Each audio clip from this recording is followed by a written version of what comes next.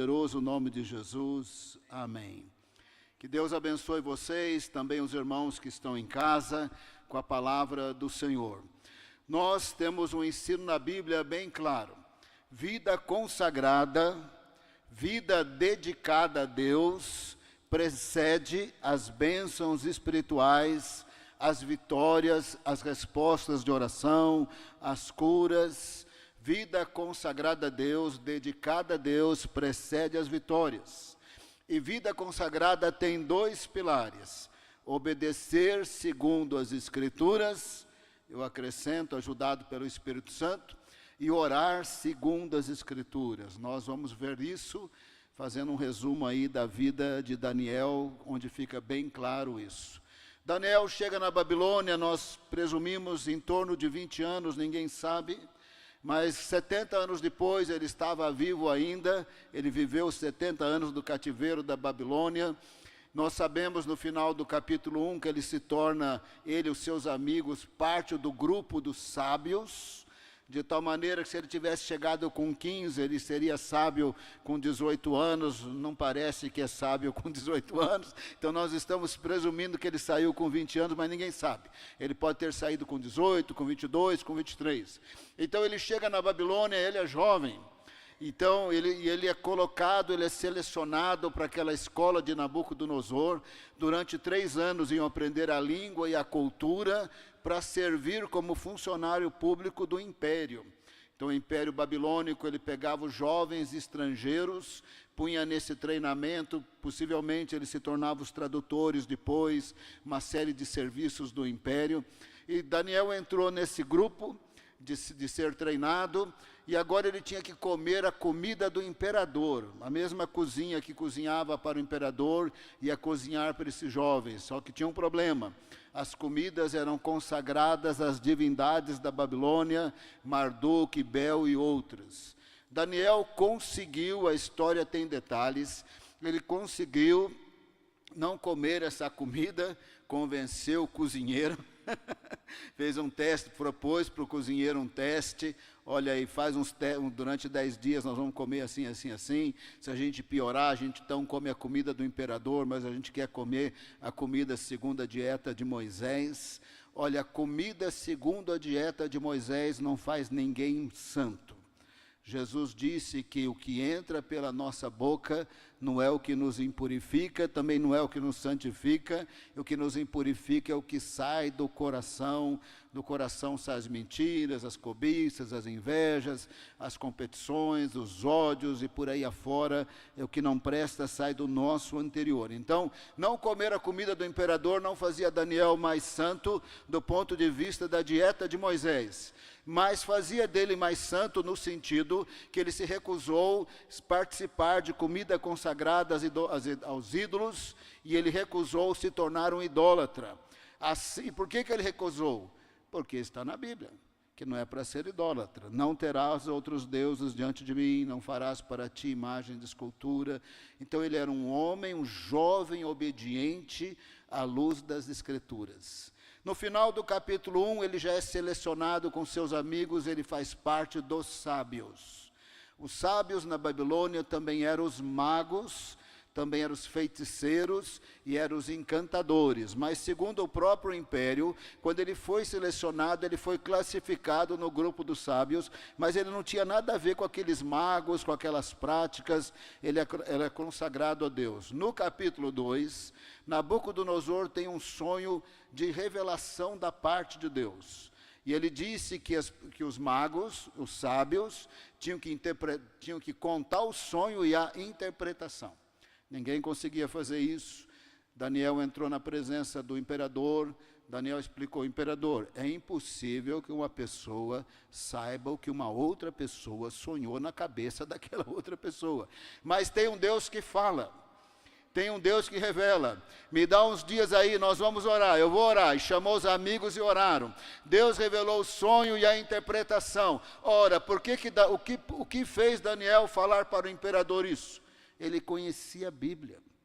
Daniel obedecia à luz da Bíblia.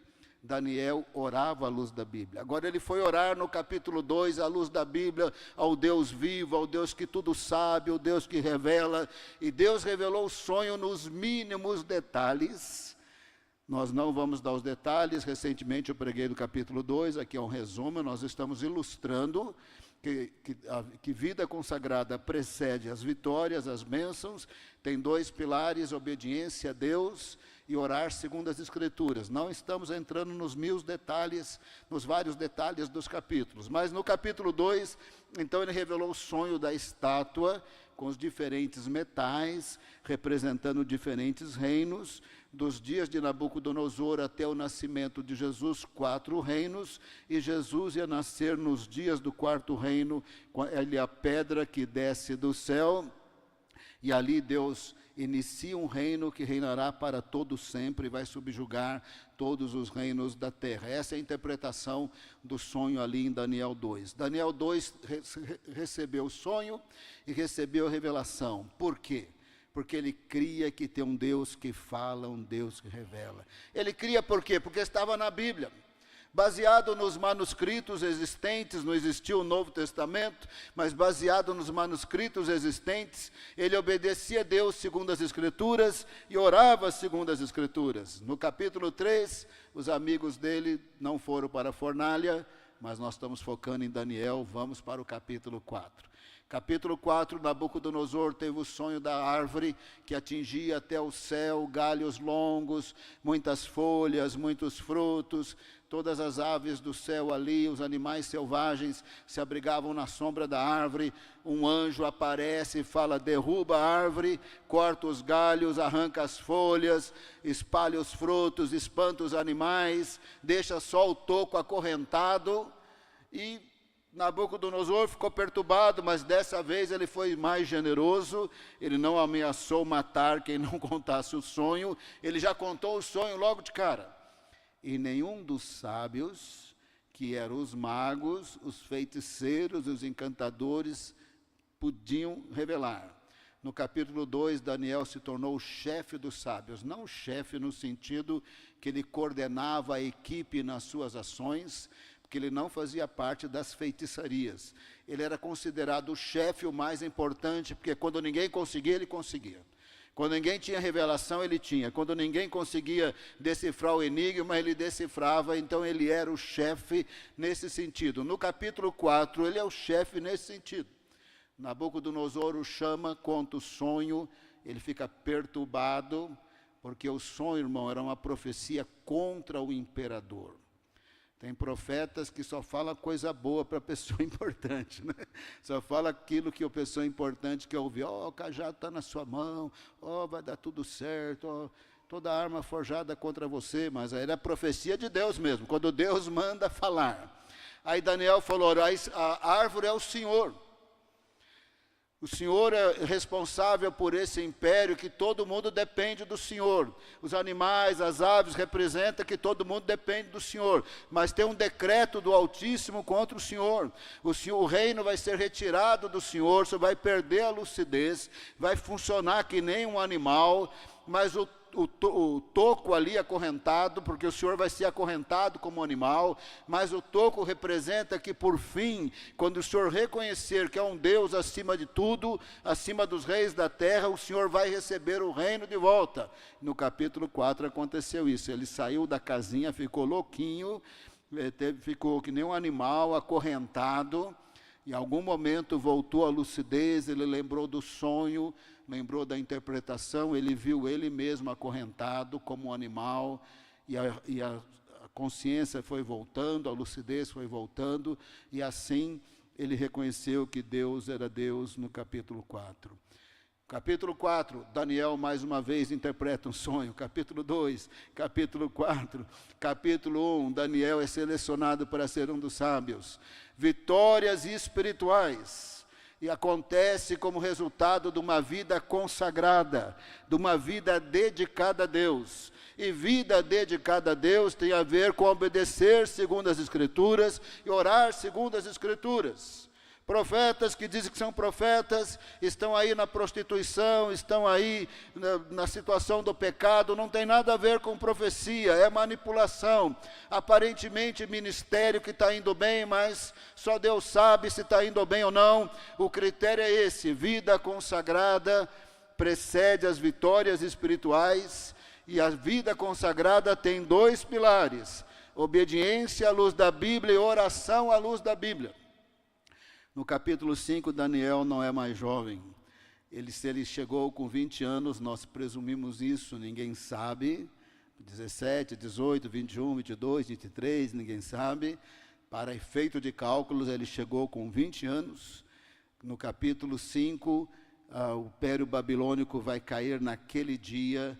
Daniel está há 70 anos na Babilônia. Se ele saiu com 20 anos, ele tem 90 anos. Ele já havia sido governador da província principal, chamada Babilônia. Ele era um homem muito experiente no serviço público. Ele era um homem de oração, ele era um homem de santidade, ele era um estudioso das Escrituras, ele era um estudioso dos manuscritos. Desde que ele saiu da Judeia, ele era de família rica, ele não era pobre. Ele sabia hebraico, ele sabia aramaico, e quando ele chega na Babilônia, ele aprende a língua da Babilônia, a cultura da Babilônia. Ele era um estudioso das Escrituras, um obediente das Escrituras, e orava segundo as Escrituras. No capítulo 5, então ele tem 90 anos. Podia ter 87, 92, nós não sabemos. Para efeito de cálculos, ele tinha 90 anos no capítulo 5. Belsazar, o neto de Nabucodonosor, o filho de Nabonido, ele era corregente. Na prática, agora ele era mais o rei do que o próprio pai. O pai nem estava lá, o pai estava na Arábia. Ele resolveu dar uma festa com orgias, e os historiadores gregos Heródoto e Xenofontes escreveram que essas orgias, essas festas eram comuns. Então convidou os 1000 homens mais importantes, os governadores, os mais importantes ali do império. Eles iam se embriagar usando também os objetos do templo que havia sido destruído em Jerusalém, que haviam sido consagrados para Deus. Agora o assunto vai ficando difícil, então você presta bem atenção nesse assunto. O Senhor havia dado o tabernáculo, que depois se tornou o templo, e o templo e o tabernáculo, na época que existiram, tinha importância. Foi dado por Deus, inclusive as cerimônias, inclusive os sacrifícios, inclusive os objetos. E toda aquela operação do tabernáculo de Moisés, que posteriormente se tornou o templo de Salomão, simbolizava o sacerdócio, o sacrifício de Jesus. Inclusive a entrada de Jesus no Santo dos Santos, que é a própria Trindade com seu sangue para nos declarar justos. Então, naquele momento da história, os objetos eram importantes, foram dados por Deus. O templo estava destruído, porque a Babilônia havia destruído o templo, mas os objetos eram importantes. Tinha uma promessa de restauração do templo, que eles iam voltar e restaurar o templo, porque era importante, num dado momento da história, o templo, o funcionamento do templo. Antes de morrer, Jesus olhou para o templo e disse: não ficará pedra sobre pedra, o templo está no chão até hoje. Porque Jesus disse, porque não precisa mais de Arão, não precisa mais matar os animais. Os judeus são bem ricos e poderosos, militarmente falando muito poderosos, mas eles não conseguem construir o terceiro templo. Bem no local do terceiro templo tem a mesquita de Al-Aqsa, você já viu nas fotos? Aquele prédio azul com abóbada dourada lá em Jerusalém.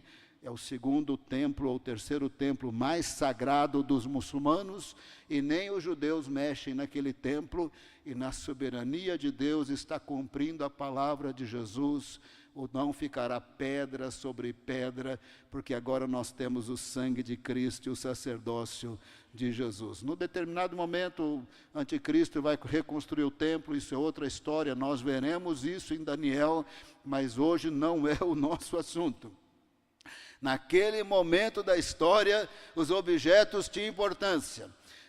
A Babilônia havia levado os objetos do templo no primeiro exílio, no terceiro ano do rei Joaquim. 8 anos e 3 meses depois, no terceiro ano do rei Joaquim, a Babilônia levou de novo, e 11 anos depois, no final do reinado de Zedequias, quando a Babilônia destrói Jerusalém, destrói o templo e leva de novo todos os objetos de ouro e prata. Então tinha muitos objetos do templo lá na Babilônia. Belsazar achou que podia dar uma festa, um carnaval, com bebida, com embriaguez, com orgias sexuais, misturada com adoração às imagens, pegando os objetos do templo, se embriagando com esses objetos. Aí aparece escrito na mão por dedos sem corpo, eu diria que nem tinha uma mão, aparecem uns dedos escrevendo, escreveu na língua, seja lá qual for que escreveu na língua, numerado, numerado, pesado, dividido. Ou numerado, numerado, pesado, divididos. Talvez estivesse escrito na língua babilônica. Eles leram, mas morreram de medo, porque dedos estavam escrevendo, dedos sem corpo nenhum, morreram de medo, gritaram de medo. Talvez estivesse escrito em aramaico, talvez estivesse escrito em hebraico, e aí eles não entenderam nada. Mas quando Daniel foi chamado, ele olhou, ele sabia na mesma hora, porque ele conhecia as 3 línguas, e seja lá qual língua estivesse escrito, Daniel sabia, porque ele tinha revelação da parte de Deus. Ele leu as palavras e ele entendeu o significado. Ele falou para Belsazar, porque ele foi chamado para isso. Falou: Belsazar, você não aprendeu com o seu avô Nabucodonosor. No texto ele é chamado filho de Nabucodonosor, porque do jeito que eles escreviam, entendiam na época, a pessoa era filho do ancestral. Você tem vários reis descendentes de Davi, a gente lê na Bíblia assim: fulano de tal andou com Deus segundo Davi, seu pai, não andou com Deus segundo Davi, seu pai. Quer dizer, o pai dele tinha morrido há 300 anos atrás. Então, aí, Daniel falou para Belsazar: o senhor não aprendeu com seu avô Nabucodonosor. Ele ficou orgulhoso, ele achava que ele era o bonzão, aí veio um decreto da parte de Deus, ele ficou doido, se comportou que nem um maluco, que nem um animal, até que ele reconheceu que tem um Deus acima de tudo e de todos. O senhor, no seu orgulho, achou que podia ser idólatra, achou que podia fazer orgia, achou que podia beber, achou que podia desonrar os objetos do templo, e aquela letra ali é um decreto de Deus contra você. Numerado significa que o seu reino, os dias do seu reino foi numerado e chegou ao fim, chegou no último dia. Pesado significa que o Senhor foi colocado na balança e foi achado em falta por causa do seu orgulho, por causa do seu pecado. Dividido significa que os medo-persas, o seu reino vai ser entregue aos medo-persas. Naquela mesmo dia, ou mesma noite daquele dia, quando acabou o dia e iniciou a noite, os medo-persas derrotaram o Império Babilônico. Eles estavam todos bêbados, os soldados, todo mundo bêbado. Aí o inimigo atacou, eles não tinham nem condição de lutar, nem de ter reflexo, nem de nada, e o império acabou naquele dia, exatamente como Daniel havia profetizado, também Jeremias, também Ezequiel havia profetizado. Vida consagrada precede as vitórias de Deus. Vida consagrada precede a voz de Deus, a revelação de Deus, o milagre de Deus, o livramento de Deus. E vida consagrada tem 2 pilares. A gente obedece segundo a Bíblia, à luz das Escrituras. Nos dias das redes sociais, tem tanta gente falando tantas coisas nas redes sociais. Eu sou pastora, e pula o carnaval. Eu sou pastora, e se veste de maneira indecente. Eu sou pastora, e sei lá, coisas tão nojentas que eu não posso falar aqui, só mencionar é nojento. Eu sou pastor. Vida consagrada tem a ver com obedecer a Deus à luz das Escrituras, no poder do Espírito Santo. E tem a ver com orar a Deus segundo a Bíblia. No capítulo 1 ele está se separando a Deus por causa da Bíblia. No capítulo 2 ele está orando ao Deus revela por causa da Bíblia. Ele continua consagrado. No capítulo 4 ele tem revelação. No capítulo 5 ele tem revelação. E no capítulo 6 ele tem milagre. E nós vamos parar no capítulo 6, porque do 7 em diante são os capítulos apocalípticos de Daniel, muito interessantes e necessários. mas é assunto para outros momentos, quando eu voltar a pregar aqui na igreja. No capítulo 6, a Babilônia havia caído. Os medo-persas haviam dominado, então, os babilônios. A história diz que Ciro, o persa, ele era o grande imperador dessa aliança de medo-persas, ele era o grande imperador, mas parece que num determinado momento ele tem Dário, o Medo, funcionando como uma espécie de corregência, mas uma espécie de primeiro-ministro. O poderoso mesmo era o Ciro Grande. E ali no capítulo 6, a bênção de Deus está sobre Daniel, porque ele tinha uma vida consagrada a Deus. Obedecia segundo as Escrituras, orava segundo as Escrituras, e agora ele está com seus 90 anos de idade, é o primeiro ano do reinado de Dário, o Medo, nessa corregência com Ciro, o persa, ou debaixo da autoridade de Ciro, ou numa corregência, a gente não sabe exatamente.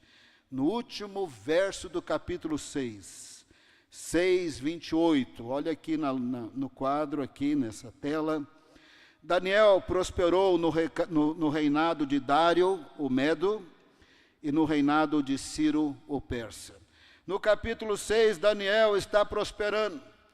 Ele era jovem, prosperava. Ele estava na meia-idade, prosperava. Ele era idoso, ele prosperava. Ele prosperava porque vida consagrada a Deus precede as vitórias, as revelações, os livramentos. E vida consagrada tem a ver com obedecer a Deus segundo as Escrituras, com a ajuda do Espírito Santo, e orar à luz das Escrituras, à luz da revelação das Escrituras. No capítulo 6, quando começa o Império Medo-Persa, Dário parece que é uma espécie de corregente primeiro-ministro. Ele divide o império em 120 satrapias. As satrapias eram províncias. Cada província tinha um governador, um administrador chamado sátrapa. Então tinha 120 sátrapas. E o imperador pôs entre esses 120 3 presidentes. Dado a experiência de Daniel, a reputação de Daniel, Nabucodonosor respeitava demais Daniel, Belsazar queria fazer dele o terceiro homem do império, e ele era muito respeitado. Desses 3 presidentes, Daniel era um deles. Só que Daniel era tão bom, que não demorou muito que Dário, o Medo, nessa corregência com Ciro, o persa, queria fazer dele o segundo homem mais importante do império. Você tem que Ciro e Dário nessa corregência, e abaixo deles Daniel. Daniel 6:3.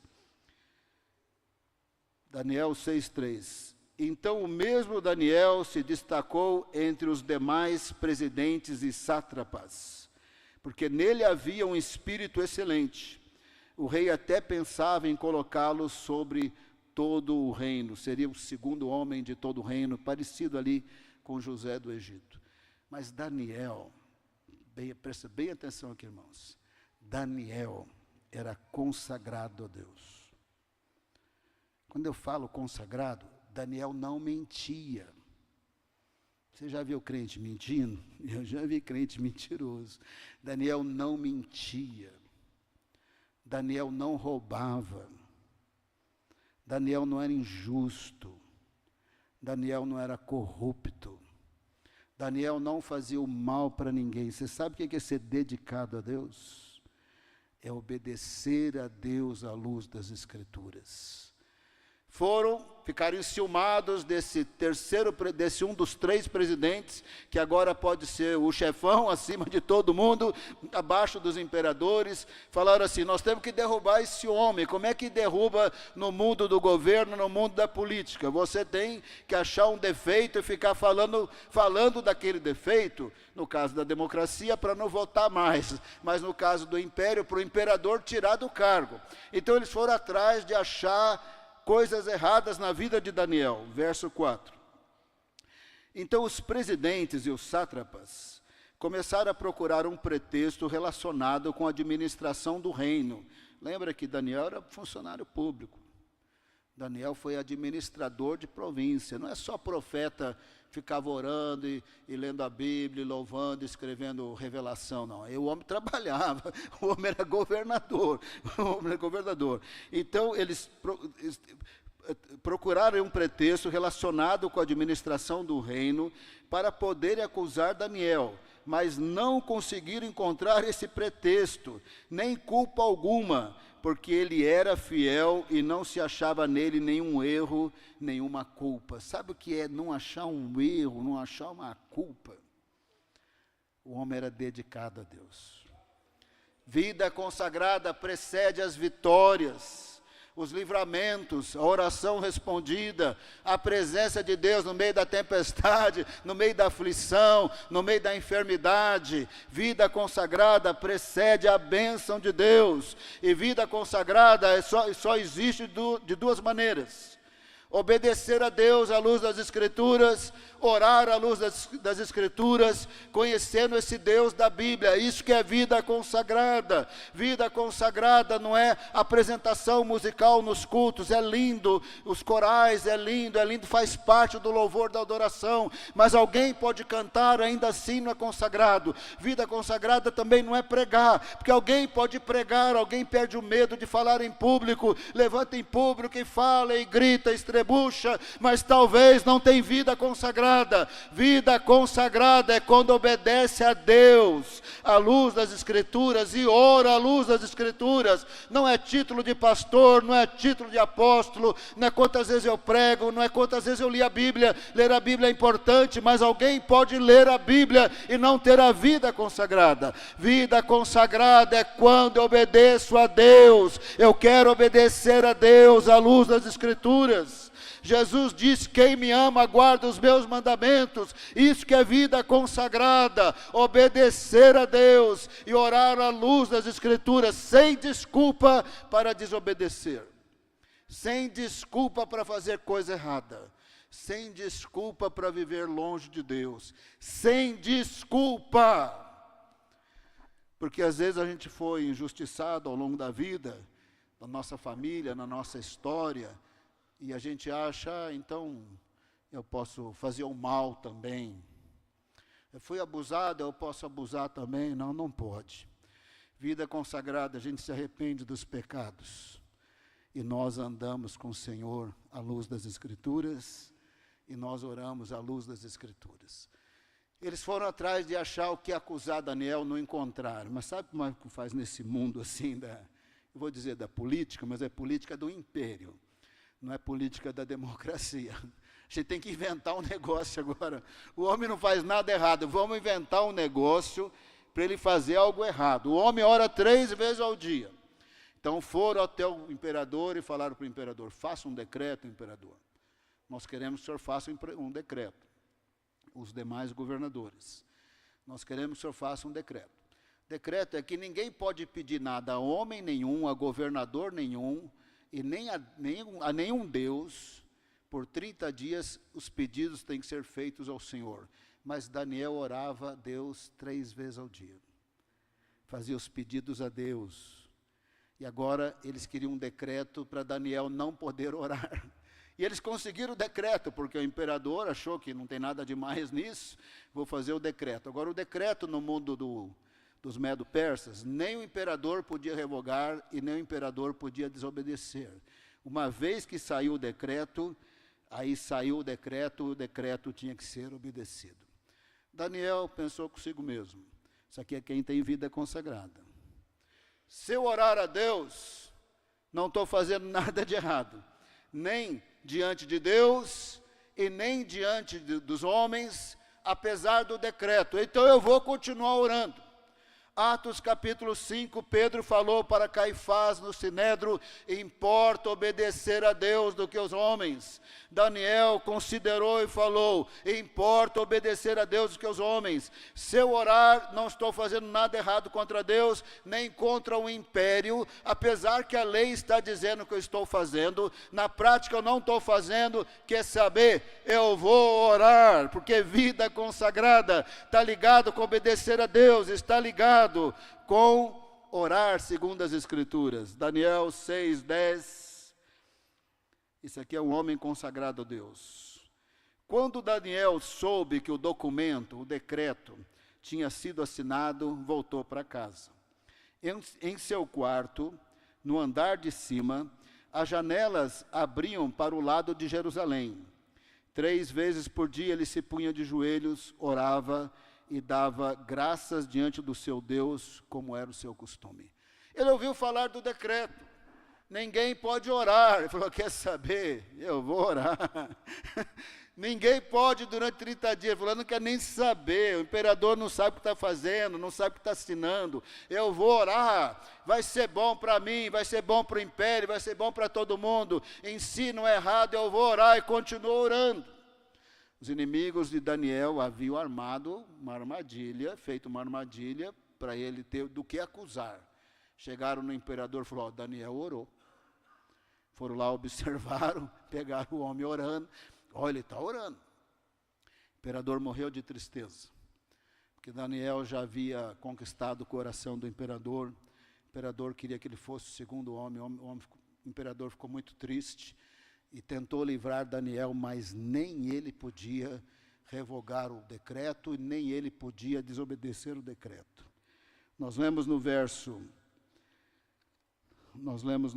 14, 6:14. Ao ouvir isto, o rei ficou muito triste e decidiu livrar Daniel. Até o pôr do sol se empenhou para salvá-lo. Não tinha jeito. Verso 16. Então o rei ordenou que trouxessem Daniel e o jogassem na cova dos leões. O rei disse a Daniel, o seu Deus, a quem você serve continuamente, que ele o livre. Nem o imperador podia fazer, o imperador ficou muito triste.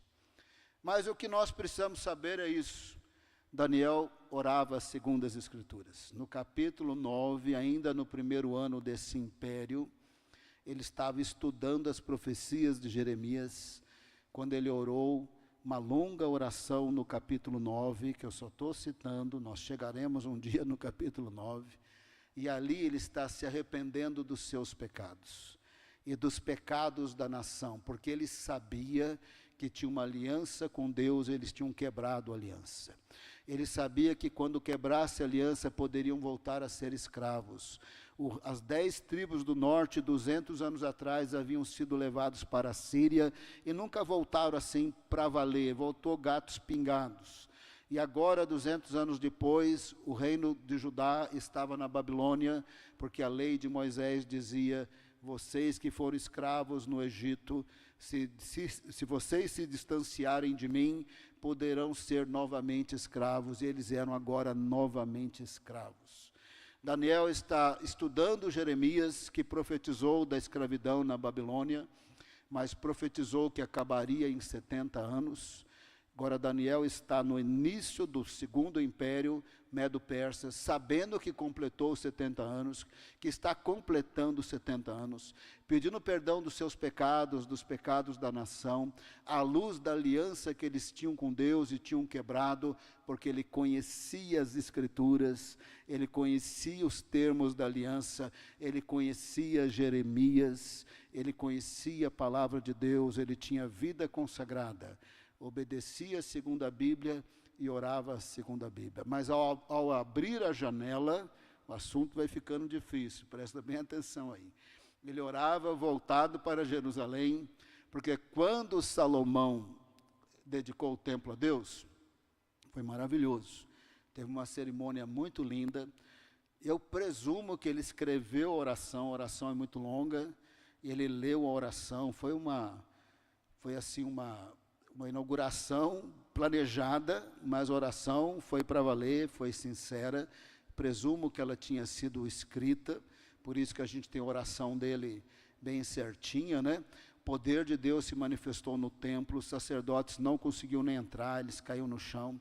Mas quando Salomão estava orando, num determinado momento, ele orou assim: se o teu povo pecou, e porque pecou foi entregue para os inimigos, e porque foi entregue para os inimigos, voltou a ser escravo. E sendo escravos lá no lugar do exílio deles, se eles orarem voltados para Jerusalém e voltados para o templo com arrependimento de pecados, que o Senhor perdoe, que os olhos do Senhor estejam abertos, os seus ouvidos atentos para a oração que for feita neste lugar, nesse templo. Esse é o pedido de Salomão, e esse pedido foi atendido.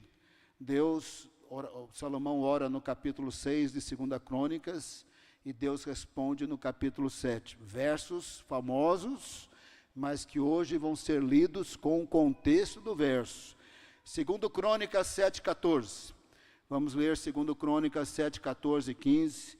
Acompanhe aí, agora o assunto fica um pouco mais difícil, mas você vai captar.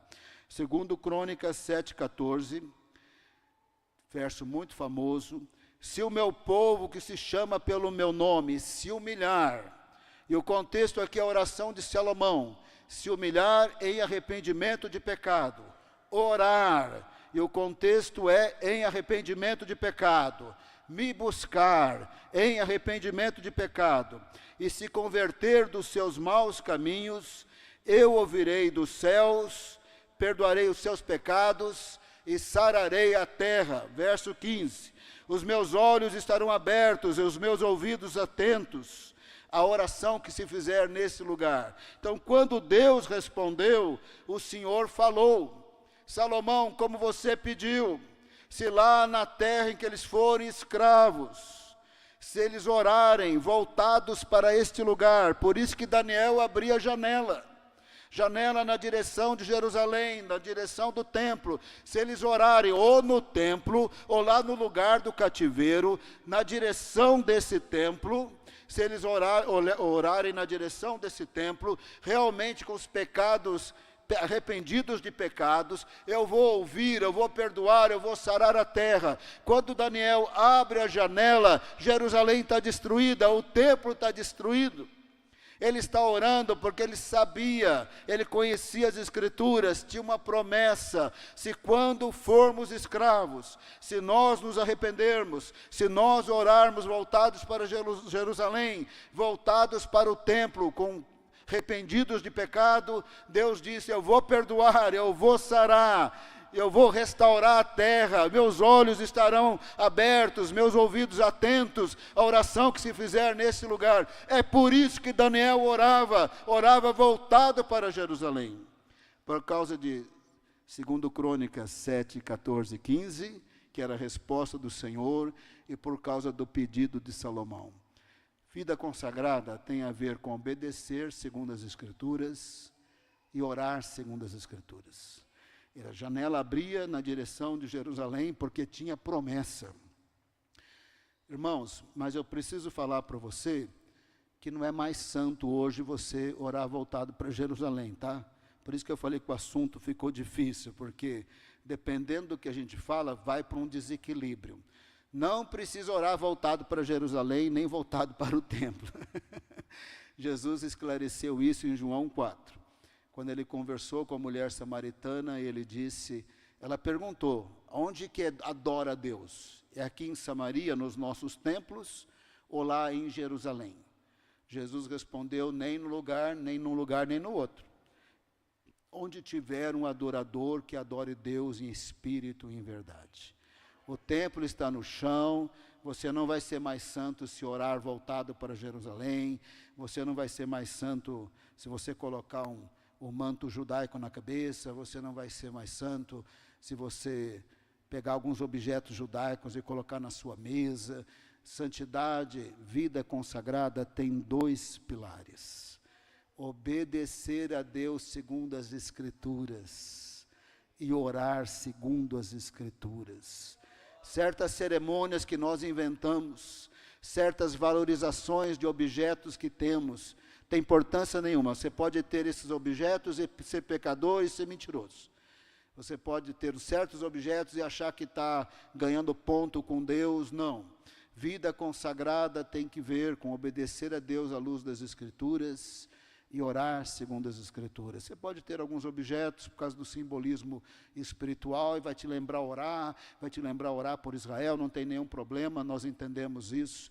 Mas não confunda santidade, consagração, com cerimônias inventadas, com mantos, com objetos, com cerimônias. Nada disso faz do crente mais santo. O crente santo é aquele que obedece a Deus à luz das Escrituras e ora à luz das Escrituras. nós estamos nos dias, eu sou pecador lavado no sangue de Cristo, eu não sou melhor do que ninguém, mas nós estamos nos dias que eu fico horrorizado, que a gente vê aí nos dias das redes sociais, crente falando palavrão, pastor falando palavrão. Falei, gente, que Bíblia que esse povo lê?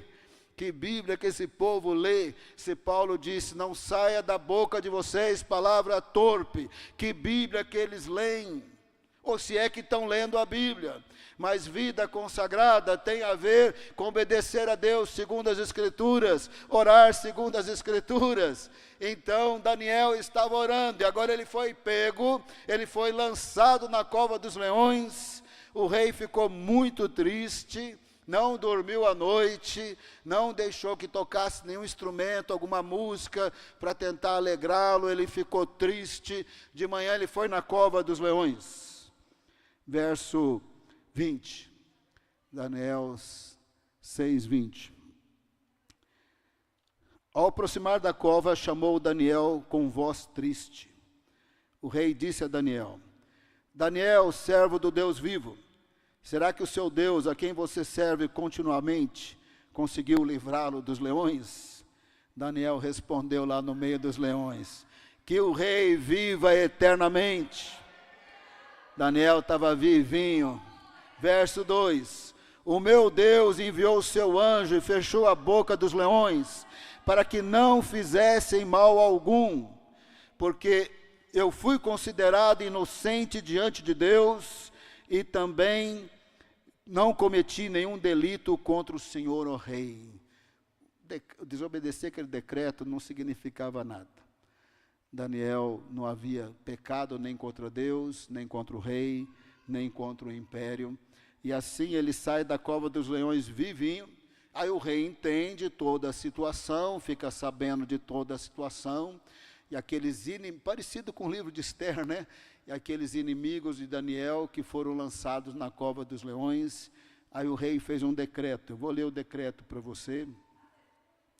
Significa isso, na prática não significa nada, vou explicar já já.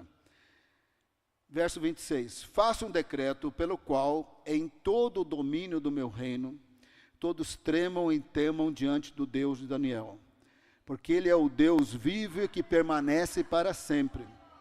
O seu reino não será destruído, o seu domínio não terá fim. Verso 27, ele livra, salva e faz sinais e maravilhas no céu e na terra. Foi ele quem livrou Daniel do poder dos leões. É bonito que ele fez o decreto no sentido que foi um testemunho da operação de Deus. Mas eu preciso falar para você que servir a Deus não tem nada a ver com decreto.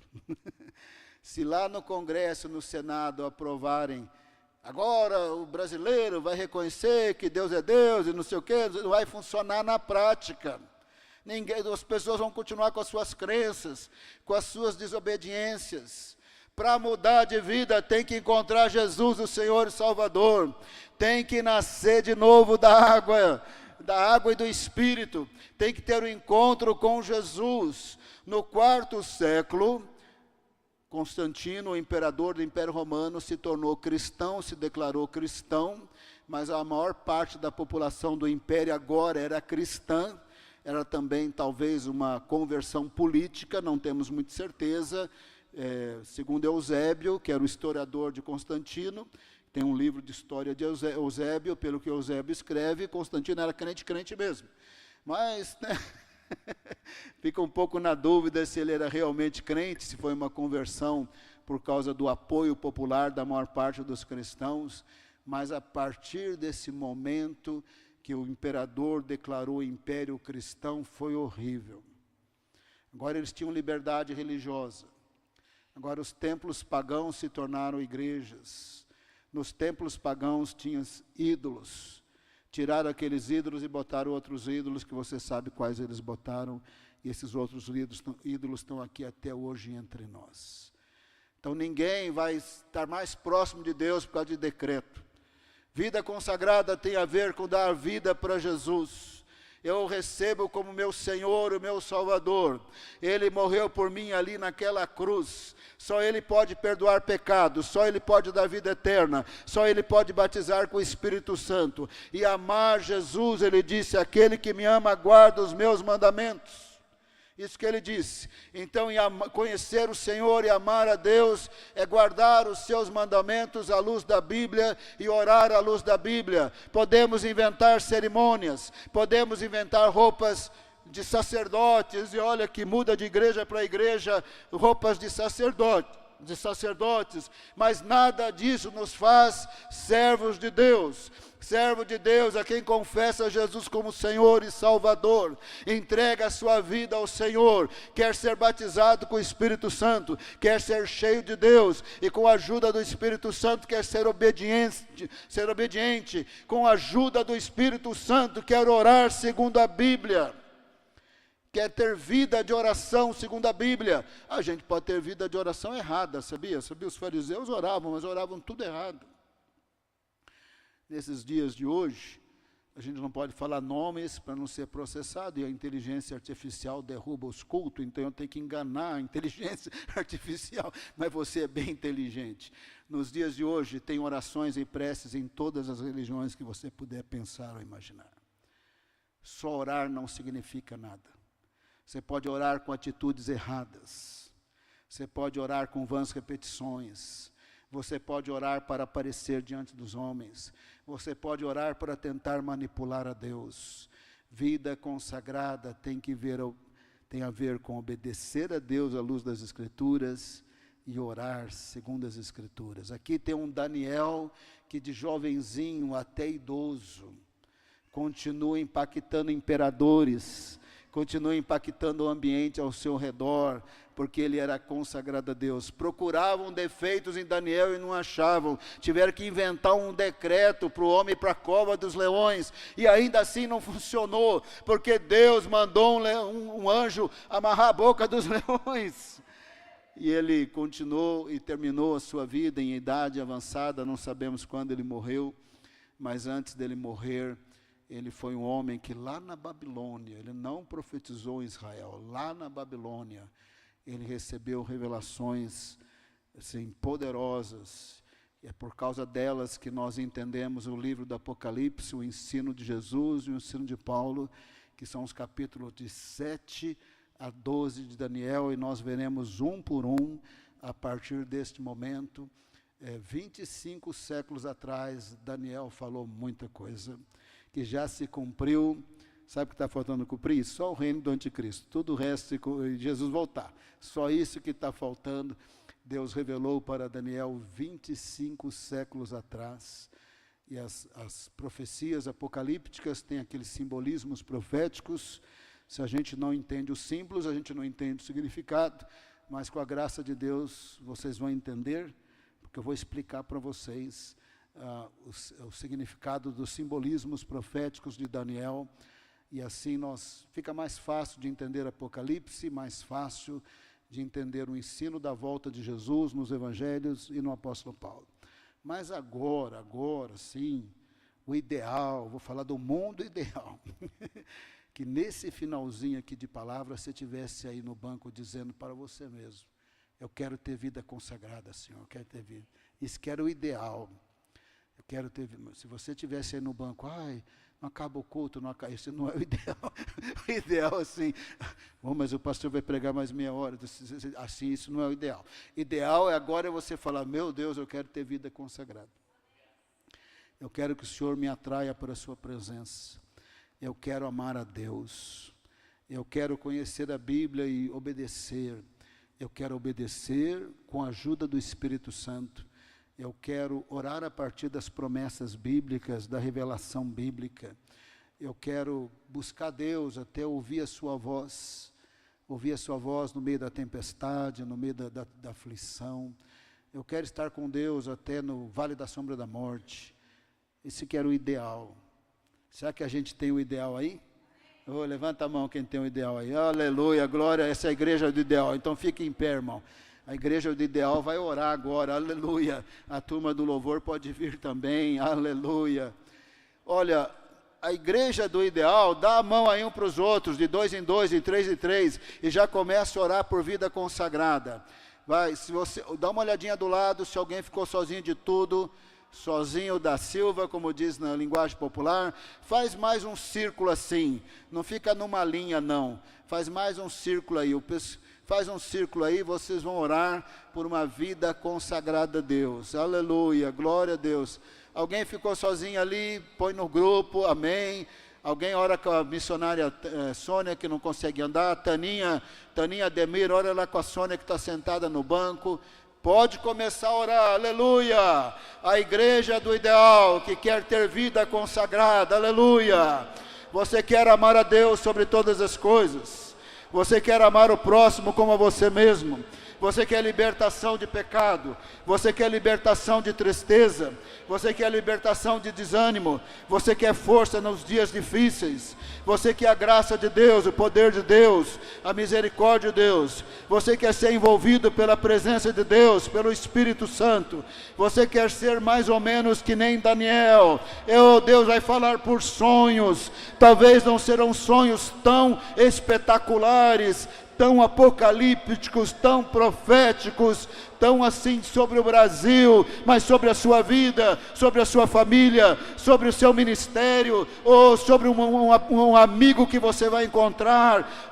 Deus quer falar com você, Ele fala com sonhos, Ele dá visões. Nós estamos falando da vida consagrada a Deus, nós não estamos falando de religião, nós não estamos falando de hábitos religiosos, não estamos falando de oração decorada, nós não estamos falando de frases decoradas, nós não estamos falando de entonação da voz, nós não estamos falando de fingimento, nós não estamos falando de religião, nós estamos falando de um povo que ama a Deus, quer andar com Deus, fazer a sua vontade, um povo santo, que obedece à luz das Escrituras, um povo que ora à luz das Escrituras, um povo cheio da graça de Deus, do amor de Deus, da misericórdia de Deus, aleluia. Vai orando, ora um pelos outros. Enquanto você ora, a presença de Deus está envolvendo você, está envolvendo a sua família, por graça e misericórdia, aleluia. Vai orando, a presença de Deus vai envolver você, a sua família, aleluia, o seu ambiente de trabalho. Vai orando, Deus quer responder essa oração, Deus quer quebrar nossos corações, Deus quer quebrar a nossa arrogância, Deus quer quebrar a nossa incredulidade, Deus quer quebrar a nossa preguiça, Deus quer quebrar a nossa linguagem errada, que não glorifica a Deus, Deus quer quebrar o vaso que tem que ser quebrado, Deus quer quebrar a coisa errada, Deus quer consertar, Deus quer purificar, Deus quer lavar no sangue de Cristo, Deus quer encher com o Espírito Santo. Enquanto você ora, Deus está te abençoando. Você pode continuar a orar enquanto o louvor está cantando, você pode